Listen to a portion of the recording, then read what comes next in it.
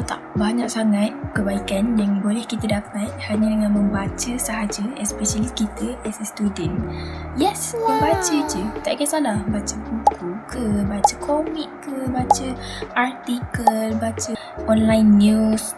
Tak kisah, asalkan korang membaca, banyak sangat benda yang korang boleh dapat. So, apa je benefit dia? Okay, one of them, dapat tambah pengetahuan. Of course dah dapat tambah pengetahuan, betul tak? Sebab bila kita baca, kita akan dapat info-info baru dan info yang boleh dikatakan menarik. Bila dapat info baru, kita dapatlah knowledge baru. Yang kedua, dapat tingkatkan kemahiran berkomunikasi.